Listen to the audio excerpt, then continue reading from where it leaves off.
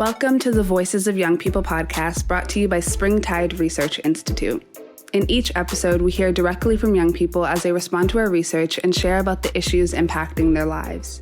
As sociologists and researchers, we see a new story unfolding for young people, one that moves beyond traditional institutional boundaries and requires careful attention to the inner and outer lives of emerging generations. At the intersection of being and becoming, it's the voices of young people. Hello, everyone, and welcome back to another episode in Season 8 of the Voices of Young People podcast. We're really honored to be hearing from all different young people about a sacred experience that they have had. My name is Marte Aboagye, and I'm the head of community engagement at Springtide. And one of the favorite parts of my job is getting to interact with our Springtide ambassadors. And we actually have two phenomenal young people who are in our 2023 cohort of the Springtide Ambassadors program. The shorthand for that is SAP, S-A-P. We have two SAP members who are with us in today's episode. I'm going to let them each introduce themselves, and this conversation is really to bring our research further to life from our brand new report, The State of Religion and Young People 2023, Exploring the Sacred. So excited to dig into the stories and examples that both of these young women are going to bring to life. I will have Brigette. Could you introduce yourselves first? Yeah, absolutely. Hello, everyone. My name is Brigette, and I use she, her pronouns. I'm 23, and I'm currently living in Arizona, but I went to school in Indiana, and I will be moving to Washington, D.C. come the fall. So by the time the podcast comes out, I will be in the D.C. area. A little bit more about me. I work remotely as leadership and professional development coach for a youth-based nonprofit based in Virginia. And then coming in the fall in DC, I'll be working as a development and advancement fellow for another nonprofit. So I'll be working for two nonprofits at the same time. Religiously, I identify as a Protestant Christian, with my specific denomination being in the Wesleyan Church. And a fun fact about me is that I am a stained glass artist. So I create stained glass panels, little stained glass trinkets as gifts for friends and family. And I really love making art out of glass and being able to just play with light and play with shadows with the different colors and materials that you have within glass. That's unique. I don't feel like I hear about stained glass art very often from any age group. Actually, I don't know if you've seen the cover of the brand new report, but there's actually a stained glass image even on the cover. Oh, no way. There's a bunch of different scenes that could all relate to a sacred experience. As we're recording this podcast, this is a few months in advance of the report releasing recording date. So that's why Brigette hasn't quite seen the cover yet. But yeah, it's fun. Your stained glass reference comes to light in this very report that we're bringing further to life in this conversation. We're so glad to have you in SAP, and thank you for having the openness to share your own story today. Absolutely, thank you. All right, would love to hear from Lensa. Hi, my name is Lensa, and I'm 16 years old, living in Greeley, Colorado. I'm going to be a junior this fall at ECA, and I'm an African American, and I identify as a Muslim for my religion. And a hobby of mine is just trying out new recipes and reading. Love it. Oh, what kind of recipes have you been doing lately? I've been trying out new dishes with pasta, and I've been baking some cookies. Nice. Okay, that's impressive that you both do cooking and baking, because sometimes I talk to people and they're like, they're in one camp or the other in terms of savory or sweet, but you do both. I love it. And reading too. I knew reading was definitely a hobby of yours. I've heard you mentioned that before, but cooking, that was new for me to learn about you as well. But we love having you and Sap to Lensa. You all are in for a real treat to have both Brigette and Lensa lending their own perspective, their own experiences today. So let's get into it. I'm wondering, because we're talking all about sacred and sacred experiences. When you hear that phrase, sacred, just in a few words, what do you think of when you hear that phrase? For me, I think of like the word holy, set apart. I also think of defining moments, or there's like a greater sense of clarity. And then I think a big one for me, like when I think of sacred, is invoking a sense of gratitude. Beautiful. Thanks, Brigette. What would you say, Lensa? When I hear the word sacred, I think of a place of worship and worshipers. So it could either be a room dedicated to praying, or a mosque or a church. I think of a worshiper having a connection or a relationship with their Lord. Beautiful as well. Those are both really telling answers. Thank you for getting us started, already thinking about sacred with what you offered. You've touched on this a little, but what kinds of things are sacred to you? I feel like you started in this lane, Lensa, so I'll let you answer this one first. Things sacred to me is my prayer mat, the holy book of Islam, which is the Quran, my hijab, and Mecca and Medina. Beautiful. I love that. I love that you were able to bring just real tangible things that you can touch, as well as places. What would you offer, Brigette? For me, things that are sacred are the Bible. I really also love the Book of Common Prayer, just because I really love liturgy and I love the practice of just like the routine of going through prayer. And there's also a set rhythm that's with that. And then another sacred practice for me has been journaling, and specifically gratitude journaling. So being grateful for the things that have happened in my day. I really love like ordinary time liturgy. So what has like happened in my day, and what has like made that day beautiful, or has like invoked that sense of gratitude for me. That's fantastic. I already like the ways that you both are setting up really specific items as well as practices from each of your respective traditions.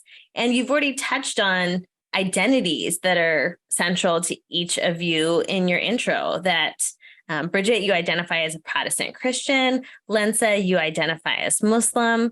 I'm wondering, alongside those identities, and maybe even other identities in addition to that, these could be ethnic identities, etc., as well as beliefs, practices that you've both touched on with, prayer, journaling, any of these things that you've mentioned, or new examples. What has shaped your view of what's sacred in your life? For me, the practice of prayer has been really huge. I think the last 2 years of really diving into prayer practices, body prayer, meditation, silence and solitude, that's been a really big place for me to just cultivate sacred moments and sacred spaces. And then another big thing for me is just sharing a meal and gathering around a table with my friends and my family, and really understanding that the Christian faith has been always focused on the gathering of believers and having a community and being curious to hear from other people's perspective. And that, even though that's not maybe considered like a sacred space, it becomes sacred because you're bringing lives together and you're creating those sacred moments together. Awesome. Thank you. For me, I grew up with Islam. So I was born into a Muslim family and I was taught the Quran as I grew up. I would see my parents pray in front of me, so I would join them sometimes. And this taught me how to pray. And during 2020 is when I actually found Islam myself and started practicing it and praying on my own and reading the Quran and building a relationship with God. Oh, that's significant that you're able to look at a turning point in your own life of this is the faith and tradition I inherited from my family and I observed in my parents. But there was a moment where I really said, this is something I want to internalize and practice and follow myself. 2020. I mean, that was a big time for everyone. Everyone hears the year 2020 and they automatically have an association, I feel like, because of COVID. Was COVID a part of, I'm just curious, was COVID a part of what influenced you to follow Islam yourself?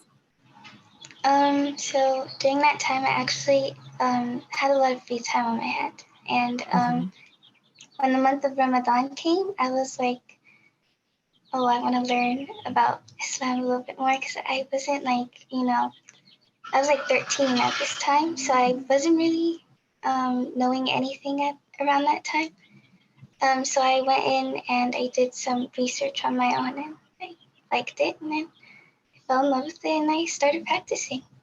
Wow. Yeah, you're right. That added free time gave you more time to consider, more time to research, more time to dig in, it sounds like. Yeah. I love that answer. Well, Lensa, I'm going to have you go first for this next question because this is where we really want to spend time hearing an example that you want to bring to our audience right now that shares, a significant sacred experience you've had. If you could just give us the full story, walk us through all the details of what that experience looked like. Where were you, who you were with, any details you want to offer, we'd love to hear. Okay, so it was the year 2020, the one I was just talking about.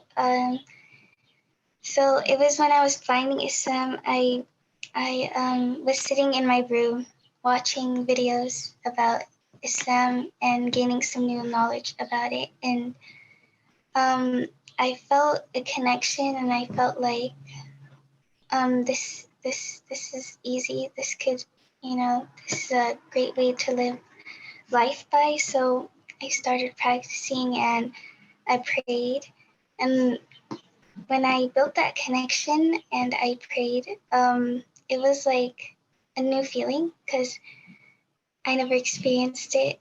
So yeah, and this helped me realize like a connection with God is something really beautiful, and I actually really liked it. So I started doing it more, and yeah. Wow. So when you prayed that time, were you praying by yourself in your room or was it with family members? I prayed by myself, but I would pray with my family when they were together. But I was praying by myself during that time, and it just helped me gain a new perspective about Islam because I felt this new feeling. What else would you say about that feeling? Is there any words you can associate with it? Like some of our research has found that certain emotional states, young people are more often to attribute it being with a sacred experience. Sometimes it could be an emotional state like grief, but also it could be an emotional state like gratitude that, Brigette referenced as well. What sort of words would you give to those feelings? I felt grateful and really blessed that I was, chosen to be guided. It felt wonderful, and it changed me into becoming a better Muslim and a better person in general. And it that during that time, it made me feel safe and peaceful, and yeah. Yeah, safe and peaceful. Those, I feel like those are also keywords in addition to grateful that you described. I think that word safety came up a lot in our qualitative interviews for understanding how different people from your generation, Gen Z, describe a sacred encounter or moment that they've had. So I think that's really significant that when prayer is built into Islam with prayer 5 times a day, right? It has such a regular cadence to it.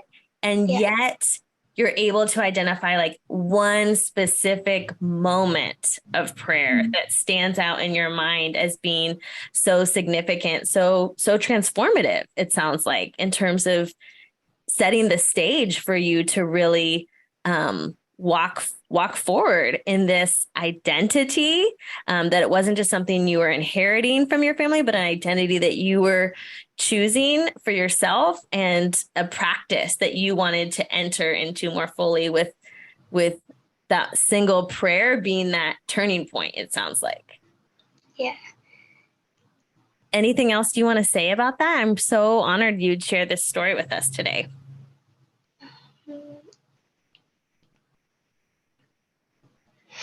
I think that's it. Okay. Well, thank you again. So often in our research, we are trying to dispel the assumption that many people have that young people just don't care about religion or don't think about faith or don't ask deep questions. And you here are able to give us this really poignant example of what it looked like for you as a 13-year-old, even to be thinking deeply about these issues, doing your own research, wanting to learn for yourself what it would mean to and enter this path and enter this practice. So we're really, really honored to have you share.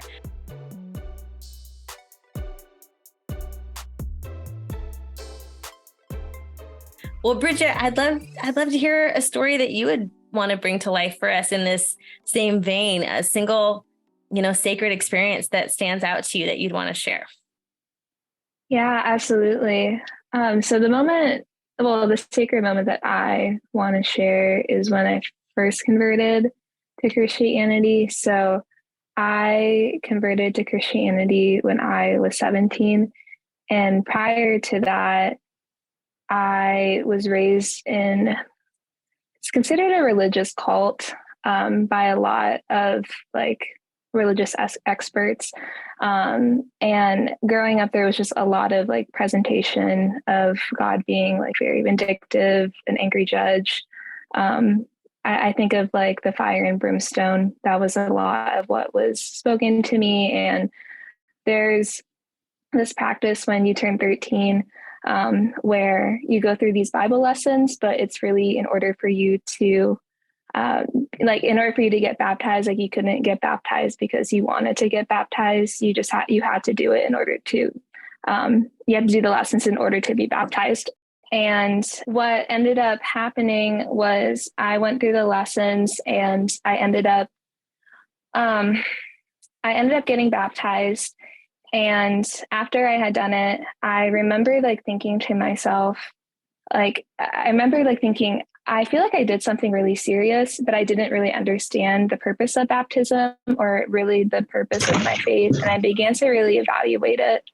And I remember at 13 coming to a point where I was just evaluating and thought to myself, well, I don't really believe in this. I don't really believe in God. I don't really believe in this presentation of who God is. Because there was this entire thing, if you weren't part of this religious cult, you weren't going to go to heaven. And so at 13, I just really challenged that. And I remember thinking, well, I don't really believe in any of this. And so I'm just going to not claim a religion.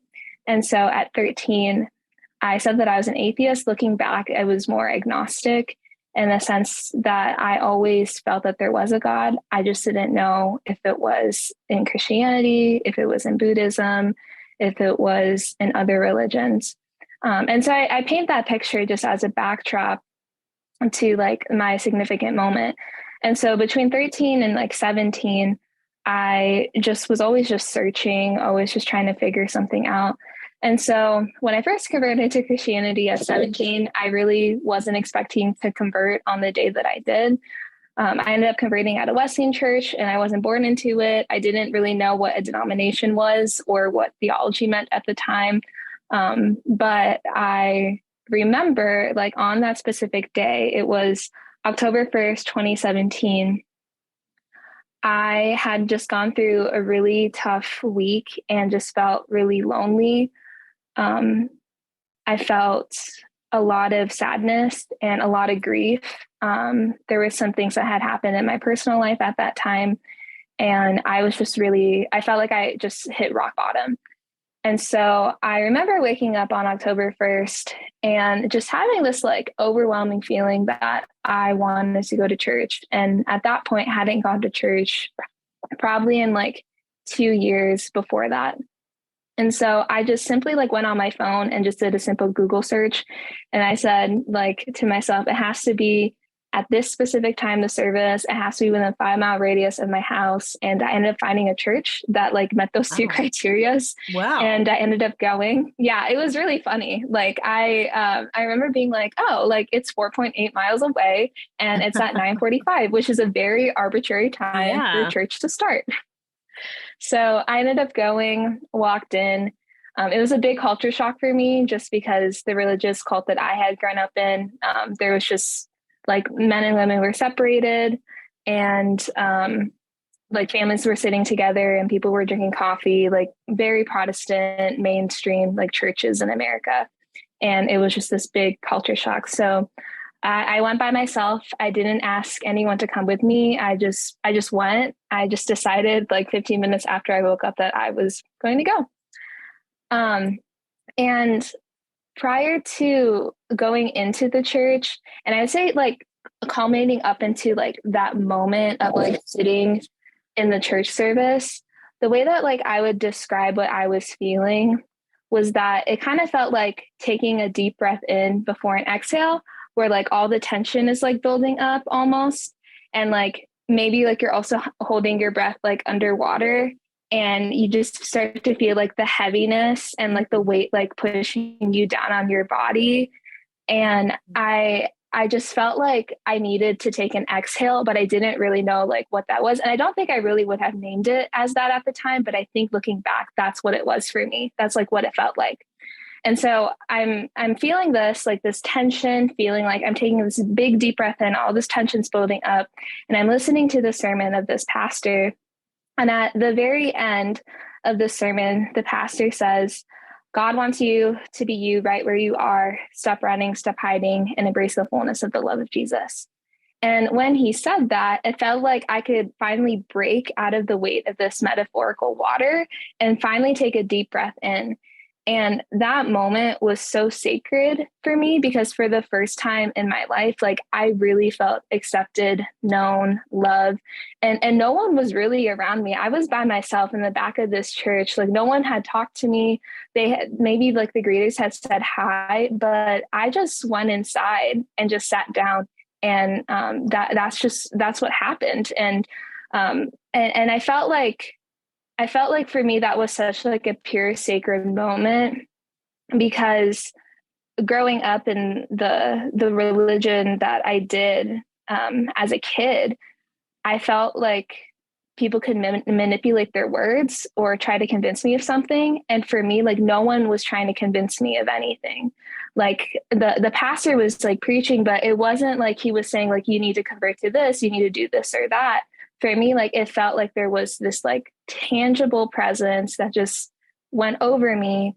And I just remember just feeling like so relieved for like the first time, like in so long. And so at the end, I just didn't really know what to do. And so I asked the question, like, what do I do next? And so then another pastor came up on stage and invited anyone who was there to pray like the prayer of salvation and like receive Christ into their lives. And immediately I was like, oh yeah, that's what I have to do. Like no one was telling me or like giving me guidance on what I had to do next. It just naturally like came, and immediately I was like, wait, like that's what I should do. And so I prayed it, and I became a Christian without fully understanding what it meant to be a Christian. But I knew then, and I know now, that was God that had encountered me. And I remember just like thinking like, well, what do I have to do? And like, I talked to a pastor afterwards, and I said, I just gave my life to Jesus. The only thing he said was, congratulations. And that was like, that was it. And so I remember, I look back at it now as a funny moment. I think he just was overwhelmed and didn't really know what to say in that exact moment. But I remember just beginning to do my own research on the church and on Christianity, and just began to just plug myself in and just was asking questions and just was curious. And I think because of that specific sacred moment, it just opened up like this new doorway of just curiosity and worldview, and just trying to figure out like what meaning and purpose and what life is about. So for me, like that was my sacred moment. Man, this is so interesting that we didn't know what story each of you were going to bring. And it's both a story of like, this is when I chose and entered a specific spiritual path. And I'm just like a little blown away that both of you have like these exact moments, even exact dates that you're able to pinpoint. This is, I know neither of you said a light bulb moment, but that was essentially what I heard described from both of you. It was like, I'm snapping my fingers here if you can't hear that on the podcast recording, that like there was like something that clicked, something that resonated for each of you from very different and distinct faith traditions, but they each had their own entering moment or conversion moment, as you said, Brigette. That's so significant. And both of you were teenagers. Lensa was 13. Brigette, you were 17, I believe you said. But I know you were thinking about these things, like you said, or you'd pushed away thinking about them, by choice because of some, I'm going to say negative experiences, if that's fair to say. Yeah. And so that you both had these moments that in some ways you couldn't have planned. Like, yes, you were both asking questions. Yes, you were both doing research, which I think is already really cool that you were asking spiritual questions and letting your curiosity take you deeper into pursuit of answers.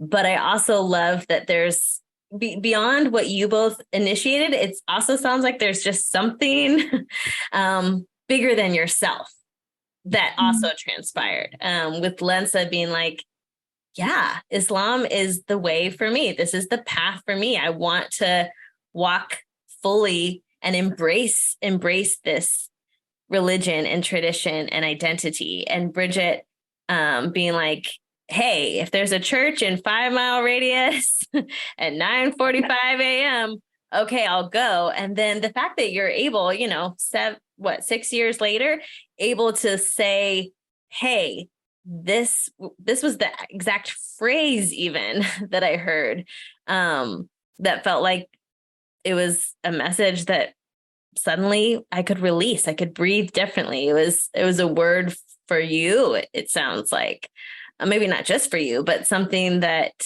you took deeply to heart. So, I love that. I love just the way that things work out. We had you both in the same conversation, and we never knew what stories you each were going to bring. And the fact that they have some similarities, certainly distinctions as well, but some definitely similarities where in these teen years, you're asking important questions and entering a path that you weren't on previously, and that there's like a moment of entering that. You've both offered just really profound examples that have so much clarity as you think back to 3 years ago or 6 years ago on where this specific sacred encounter, sacred moment was life-changing, life-altering for both of you. I'm wondering, just it doesn't have to be that specific sacred moment, but other sacred moments, other sacred experiences. Do you feel like that's something you could create? Could you create a sacred moment if you wanted to? I would say I can create a sacred moment if I wanted to. I could just, like I said, praying is one of the biggest things of having a connection with your Lord. So just praying, and then like after that, praising him, and then like thanking him for everything, and then asking what you need in life and for guidance or anything. That's beautiful. That's, like sort of do you feel like in that you're describing the order of what comes out in your prayers even? Yes. Oh, I love that. That feels like a similar way that I have a 2-year-old. And when I talk in very simple terms about spirituality and prayer, I try to have very toddler level examples of some of what you said, Lensa.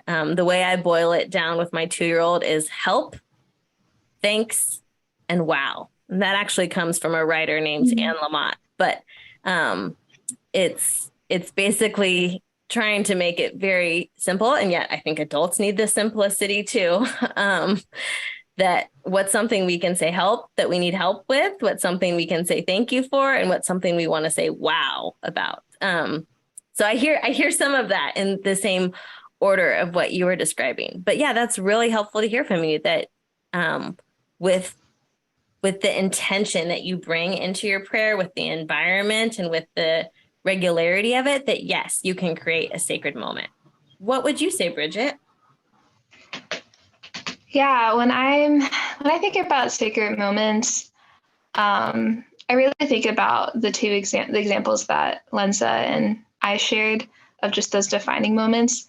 And so I'm answering the question mostly from that perspective of I don't think you can like create or manufacture those sacred moments, like those specific, like aha, like greater clarity.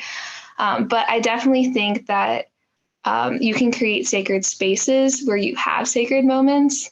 And I think that when engaging with anything spiritual or gaining another level of clarity and a greater understanding of your created personhood, that it takes patience and time. And I don't think that you can schedule out when you have sacred moments. I think about like places of worship where those are sacred spaces, but maybe you don't always have a sacred moment every single time you're in that sacred space. Maybe it's like once a year or like twice a year or like once every 6 months.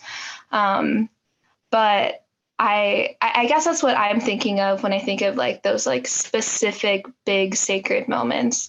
But I also think too that you could also have smaller sacred moments in like ordinary time, like as you're living life and as you're going through your rhythms of prayer and of just conversations with people. There's just like greater moments of aha.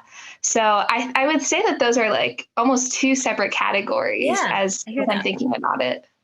Yeah, I think that distinction is really applicable, really helpful. And even the way that you said you can create sacred space, but you can't always manufacture the aha moment, or like I said, the light bulb moment, whatever you want to call that. It really fits in with our definition that Springtide's been using of sacred that you'll see in the State of Religion in Young People 2023. And we're defining sacred as an experience of awe, wonder, gratitude, deep truth, and or interconnectedness. And I see multiple parts of that definition in each of the stories you all brought to life. I think there was definitely gratitude. I heard that from both of you, that exact word even, as well as I think some awe. I think some wonder. I think deep truth of like, this is the path I want. I think interconnectedness in the ways that you're connecting to deeper parts of yourself, as well as other people and a tradition beyond yourself, as well as higher power. So there's a lot at play there with the interconnectedness part alone. But yeah, with that definition, it becomes so much more realized when we have examples from your stories and from young people like yourself. So thank you for lending your voice. Before we go, I have one last question. And I'm just wondering if there's anything else you think that I should know, that our audience should know about sacred moments, or really about helping other young people experience the sacred. Yeah, something I think about is that I think all people connect differently with sacred moments through different experiences. I have friends who connect with God through art, music, liturgy, prayer, silence, literally driving their car or their daily runs. And I guess the advice that I would give to anyone that's listening is to try out different ways to engage the sacred. Don't feel like you have to meet the requirements of someone else's sacred moment. Religion and the term of practice and living out your faith and just living out life is, and spirituality in mind, is and was never meant to be boxed in. So have the freedom and courage to explore and to continue to just find what creates that sense of awe for you, what creates that sense of wonder and astonishment, because I think it's there. That I think there's a generous amount that's in the world for us to receive that. Well said. Well said. Yeah, that feels really akin to the idea of just developing a sacred sensibility, which we also talk about in this report, because we want to help young people. We want to help trusted adults feel like, what can you notice? What can you notice around you? What can you have a new way of paying attention to? So thank you for that. And all the different modalities that people can pay attention in different ways. Then, like you said, what works for one person might not be something you have to necessarily copy and paste, but lean into all different rhythms and practices and experiences that might vary person to person. Lensa, anything you want to bring as we close out the conversation about, what you would want other people to know about sacred moments, or helping other young people experience the sacred? I would want people to know that sacred moments are a great thing to experience in life. They carry stories and are always kept close to the heart. And like in Islam, life is sacred, so we make sure to protect it and think of it as a blessing of God and a gift. Life has a great value, so we should protect it and appreciate it, even if it is poor quality. So even if like your conditions are difficult, there's still something to appreciate in life. Yeah. Yeah. Because when we face a hardship, it's like a blessing, because it's like a test from God, because that's when you know He loves you, just to make sure He tests you and see how you would react. And your reaction to that hardship is what shows Him that you actually have it in your heart that you are like a good person, a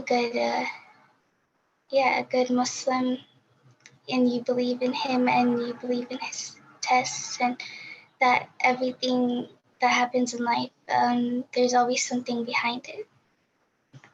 I mean, that's significant that you've said, life itself is sacred. And just because something is difficult, challenging, hardship, or obstacle, that doesn't mean the sacred stops at the point of hardship, that you're saying actually there can be something even deeper at work there. There can be a bigger meaning even in those hardships. That's a really profound way of looking at the sacred and describing the sacred. Thank you for that. I've really enjoyed this conversation with both of you. And like I've said, I think it's so neat that you have these exact moments from your teen years that were so influential, so pivotal, that as you look back, it's shaped who you are today. And it sounds like will continue to shape so much of who you are and how you identify and how you operate in the world, how you relate to other people, how you relate to your community and greater humanity even. So thank you again for offering these. And we don't take it lightly that you'd be willing to bring these stories to life. So really appreciate you both. And thank you everyone for listening. You'll get to hear even more stories from other SAT members as you follow along in season 8 of the Voices of Young People podcast. Visit springtideresearch.org to hear more voices of young people and to learn about the latest research and resources available, along with the State of Religion and Young People 2023, Exploring the Sacred. Springtide Research Institute is dedicated to listening to young people and sharing critical research and actionable insights from what we learn. Visit our website to find ways to support our work and discover ways that we can support yours. Be sure to follow us on social media at We Are Springtide and join the conversation by using the hashtag Exploring the Sacred. Today's show was produced by Marte Aboagye. The audio was mixed by Andy Palmer with original music created by student Christian Unthink. Special thanks to the 12 guests featured in season 8 and to all the young people whose perspectives and insights make our research possible. Thanks for listening.